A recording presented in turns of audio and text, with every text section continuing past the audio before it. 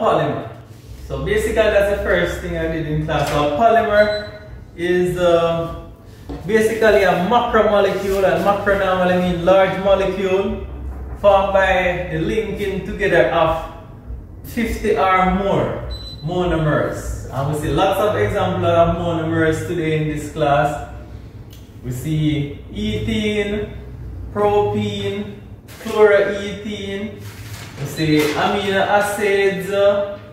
We also see diol, diacids, and amino acids. So lots of different monomers we have seen. So basically a polymer is when we link 50 or more of these monomers together to form very large molecules. And we know the examples of them in real life. We have both synthetic and we have naturally occurring. The synthetic ones are the ones that we know, like the PVC, the plastic bags, the bottles, the plastic chairs, etc. We all are very familiar with them. Alright? Nylon as well, synthetic. While the naturally occurring ones are the ones that we form, like the cellulose, the starch in the ground provision. No, glucose is a monomer. So glucose would come together to form the starch, which is the polymer. So the glucose is that small molecule which was the monomer. Alright, so you have to know to distinguish between the monomer, which is the small molecule, the polymer, which is the large molecule with 50 or more of those monomers. Right? Number 2. So I don't need to write number 1 on the board, alright?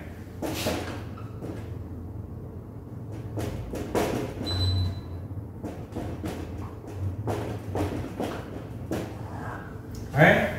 Give 3 differences between addition polymers and condensation polymers. Right?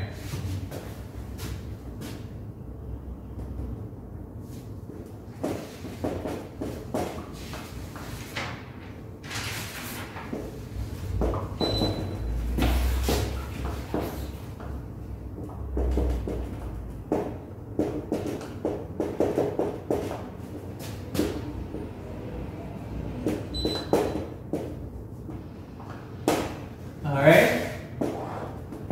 1, 2, 3. Alright? So, when we say after 3 differences between, you have to say that condensation polymer, this will occur, while in addition will not occur. That's the way you should practice to answer these questions. Right? Now, so one difference is that in addition polymers, no byproduct is formed, while in condensation, byproduct, normally water is formed as a byproduct, right? So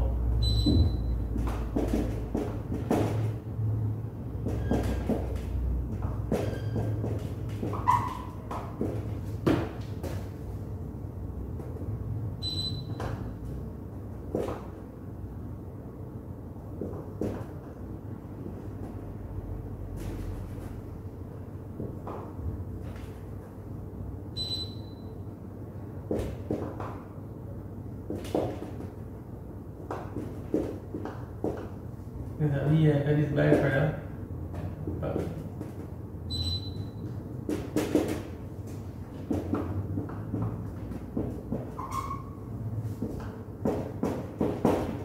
While in condensation, water is formed as a byproduct.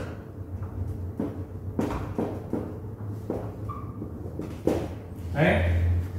Next one is that in addition polymers,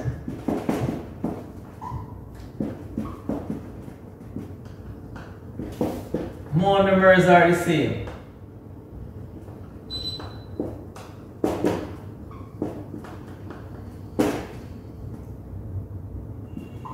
Condensation, monomers are different. What's the third difference we have discussed between condensation and, right? Addition polymers are all synthetic.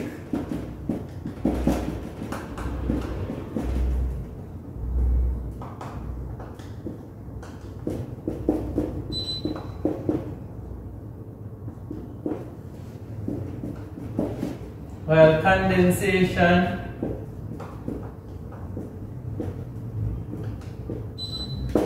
may be natural or synthetic.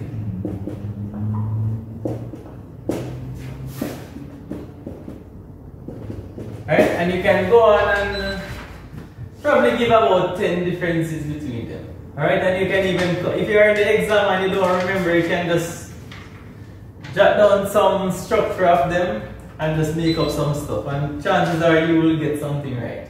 Good? These are just a few. Alright? So it simply means that even if you look into this, you can say that the synthetic ones, which would mainly be addition polymers, you can say that they tend to be non-biodegradable. So they last long in the exact environment.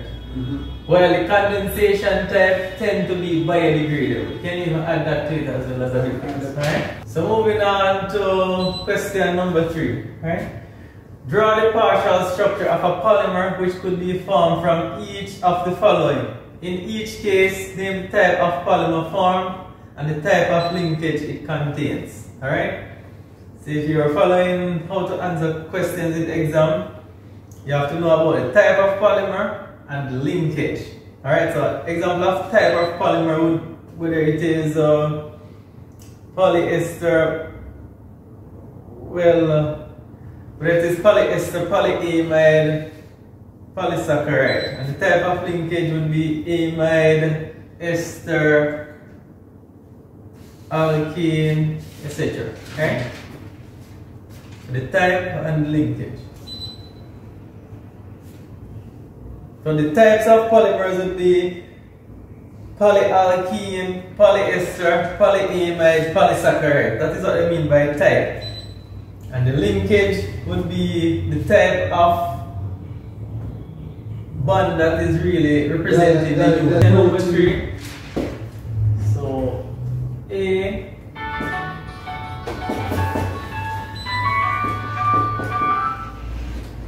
Hello? Hello?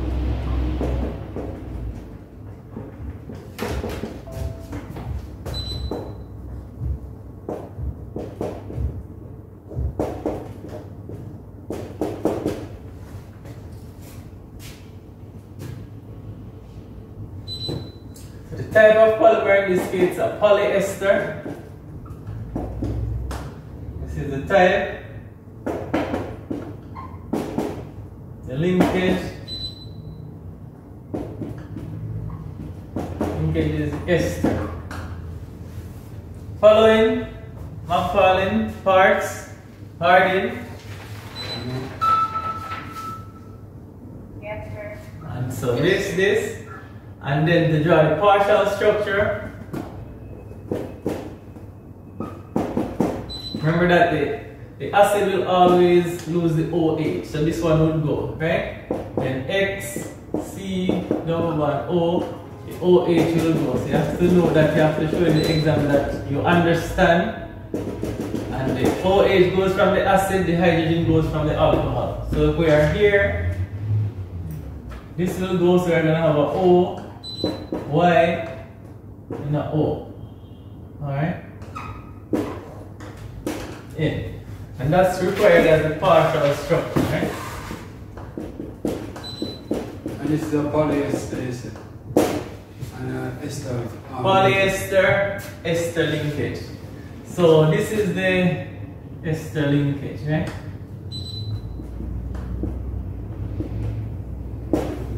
And polyester meaning it's the type of polymer, okay? So take this from the board and we'll move on to B. Let's say draw the partial structure of a polymer which could be formed from each of the following. In each case, name the type of polymer formed and the type of linkage it contains. So type of polymer, polyester, type of linkage, ester. Which is the partial structure.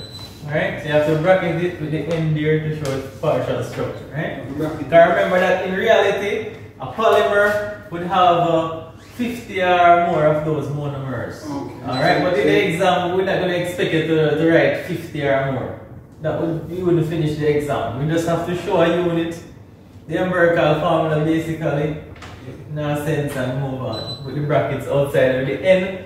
We show that that is an integer, it can go 50 or more. Clear? Yeah. Alright, so let's move on to part B.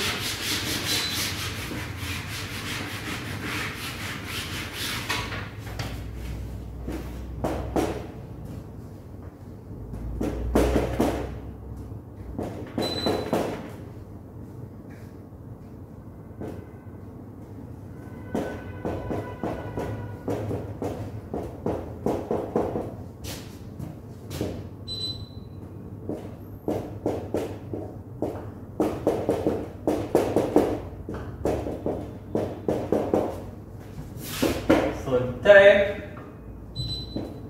the linkage. The type is a polyamide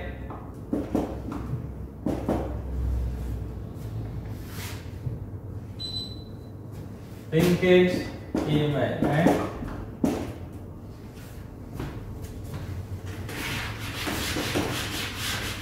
Partial structure.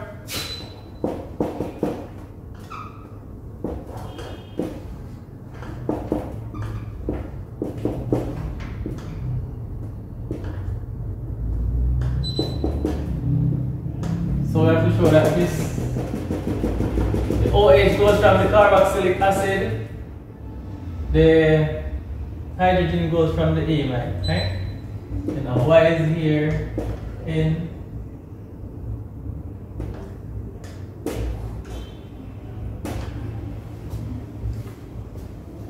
This is the amide linkage, right?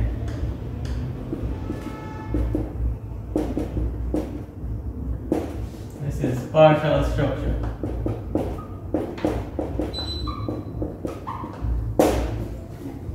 And those stuff, alright?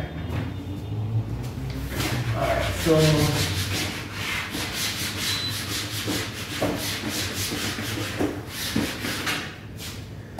so part C, they give one molecule.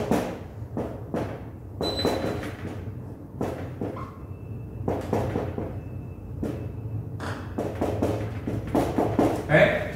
So the type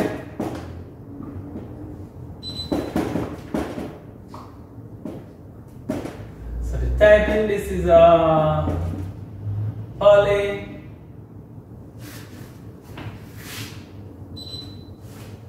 Ethan. Good. You had the ball, Mr. Harding. There you go. I'm just trying to catch it. Polyethylene. Right, this is just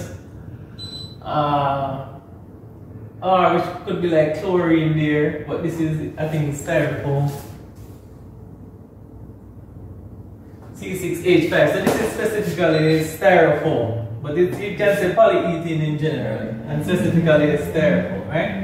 While the linkage is alkane linkage. Alright? So it's this plus another one.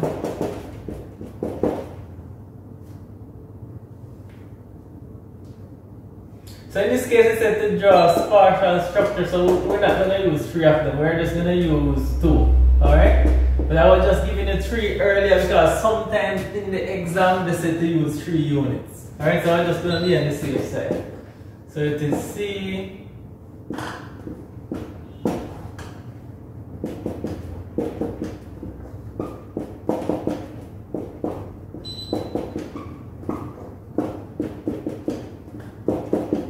So this is actually, this carbon is going to bind to this one, right?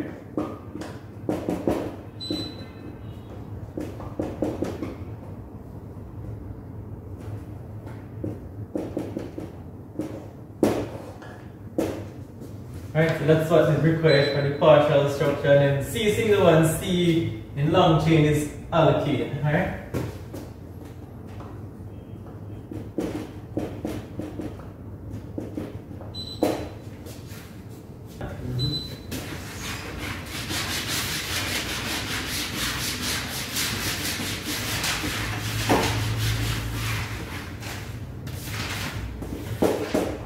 Number 4. Draw the partial structure of a polysaccharide molecule composed of 3 monosaccharide molecule. So a monosaccharide, example is glucose, is C6H12O6. Clear? So we can let XOH represent glucose, right? It simply means that this X in the bracket would be C6H10O4. Clear? Because remember that we would just be showing 2 of the OH groups. So it would be 2 hydrogen from here, 2 oxygen from here, and the rest we just group it as X. Because as I said before, monosaccharides, they are just alcohol, they're just carbon molecules which have like lots of alcohol groups on it. So they will have like 6 alcohol groups on it. Alright, so carbon, hydrogen, like 6 different alcohol groups on the molecule. You can research it for your homework, right? No. So it simply means that we will go HOH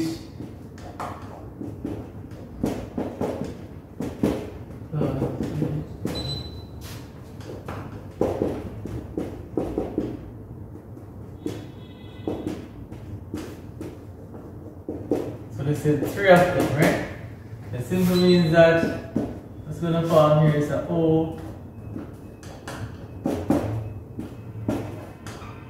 Remember, random OH will come from one hydrogen from the next one, OH from one hydrogen from the next one. So in reality,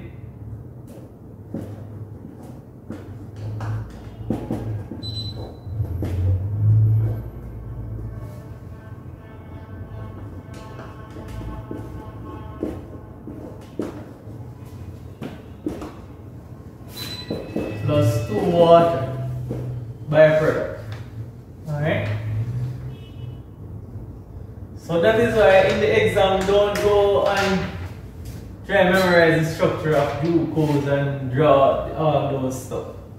Use this as the guide in the exam when they ask about polysaccharide. Just show them that you know that glucose is an example of the molecular formula for a polysaccharide, then show that use this to represent it and then show it like this. And they will give you a full mark for it nonetheless. Alright? And just show them that it's alcohol and alcohol reacting. So one of the alcohol will lose the OH, the next alcohol will lose the hydrogen. Alright?